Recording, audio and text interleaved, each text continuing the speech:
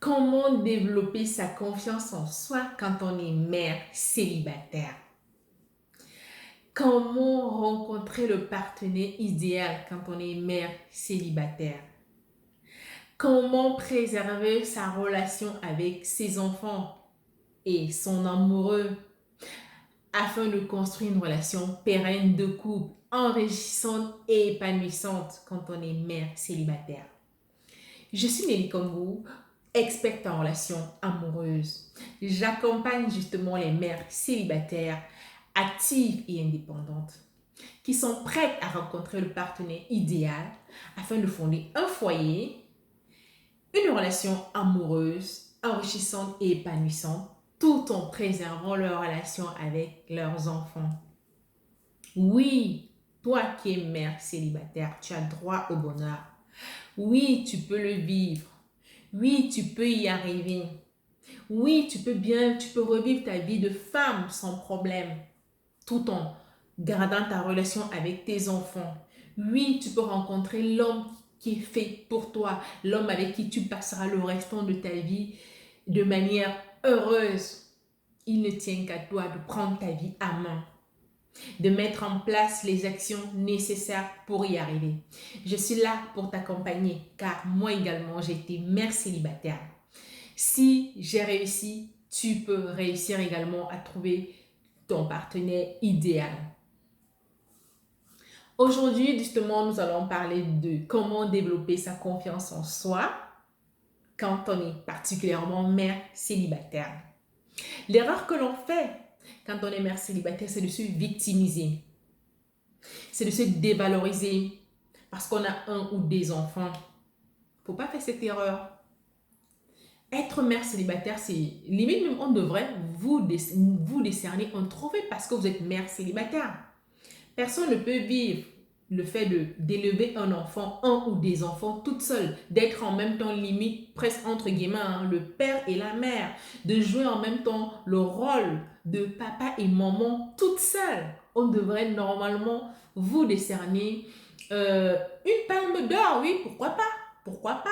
Parce que le problème, c'est que la société stigmatise tellement les mères célibataires, tellement les mamans solo, et du coup, elles ont du mal à être épanouies sentimentalement. Elles ont du mal parfois à se reconstruire, pas seulement à cause du regard de la société, à cause de diverses raisons, mais parfois elles ont du mal à être bien sentimentalement. Si tu es nouveau sur ma chaîne, n'hésite pas à la liker, à la partager, à t'abonner surtout afin de recevoir régulièrement les astuces que je partagerai avec toi pour ton bien-être sentimental.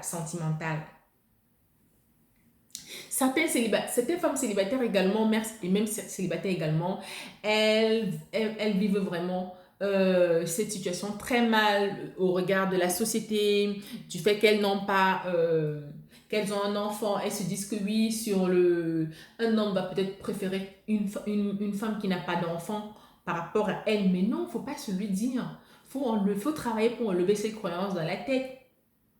Pour y remédier justement, pour développer votre confiance en vous, qu'est-ce que je vais vous apporter 4 astuces aujourd'hui. Je vais partager avec vous 4 astuces aujourd'hui pour y arriver. Premièrement, il est important pour toi ou vous qui êtes mère célibataire d'être forte, de ne pas se laisser emporter, de ne pas se laisser emporter par la fatalité. Il est important pour vous vraiment il est important pour vous de ne enlever de votre tête que le fait que vous avez un ou des enfants est une fatalité pour vous pour rencontrer, et une fatalité qui vous empêche de rencontrer le partenaire idéal. Non, ce n'est pas le cas. Deuxièmement, il est important pour vous, pour toi, mère célibataire, d'investir sur toi. Pas forcément investir sur toi, ce n'est pas seulement financièrement, il est important que tu travailles sur ton image personnelle, l'image que tu as de toi. Parce que ne regarde pas l'image que la société a de toi. Toi, ton image, quand tu te regardes le matin dans un miroir, comment tu aimerais te voir? Quelle image aimerais-tu avoir de toi dans le miroir pour être satisfaite de toi? C'est ça. Ça commence déjà par là, l'image que tu as de toi dans le miroir. Peut-être que tu aimerais tu es déjà belle. Tu peux encore être plus belle. Peut-être que tu aimerais être bien maquillée. Peut-être que tu aimerais avoir de beaux bijoux. Après, raisonnable, en fonction de ton budget, je ne demande pas d'aller acheter du diamant, des produits en or. Juste que tu aies une mine. Que le matin, quand je te regarde dans le miroir, que tu sois contente de toi. Prends soin de toi. Prends soin de ta peau. Prends soin de ton corps. Je vais y arriver après. Prends soin de toi afin d'avoir déjà toi une bonne image de toi dans le miroir. Le but, c'est pas d'être parfaite, mais c'est d'être satisfait de ton image, de l'image que déjà toi, tu as de toi. Deuxièmement, il est important pour toi de savoir d'où vient la cause de ton manque de confiance. Qu'est-ce qui est à l'origine de ton manque de confiance? Peut-être c'est le fait que tu as vécu une déception amoureuse. Peut-être c'est le regard que la société a sur toi. Peut-être c'est le fait que tu as un ou des enfants. Peut-être c'est un événement que tu as vécu dans ta vie qui fait que tu n'as plus suffisamment confiance en toi. Ben vraiment, c'est à toi de savoir selon ta situation qu'est-ce qui est à l'origine de ton manque de confiance et de pouvoir travailler dessus. Quatrièmement, il est important pour toi de développer ton état d'esprit. Quand tu as décidé d'où vient ton manque de confiance, tu vas travailler dessus, à développer un bon état d'esprit, ton mindset, enlever ces croyances limitantes là qui sont dans ta tête, dues à ton environnement, dues peut-être au regard des autres, peut-être à ton entourage. C'est pour ça qu'il faut également que je t'entoure des bonnes personnes. Mais vraiment, quatrième chose, développe ton état d'esprit, enlève de ta tête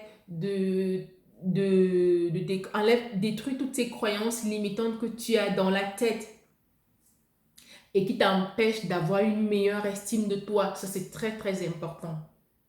Si tu mets en place tous ces quatre process que je viens de te donner, à savoir, premièrement, tu dois être forte. Deuxièmement, tu dois investir sur toi. Troisièmement, tu dois décider de l'origine de ton manque en confiance. Et quatrièmement, tu dois développer ton état d'esprit. Ça veut dire, tu dois avoir déjà une meilleure estime de toi, premièrement. Et tu ne dois pas croire aux pensées négatives que les gens ont pour toi. Tu dois t'entourer des bonnes personnes. Je t'accompagne sur ces points-là si tu souhaites en savoir plus.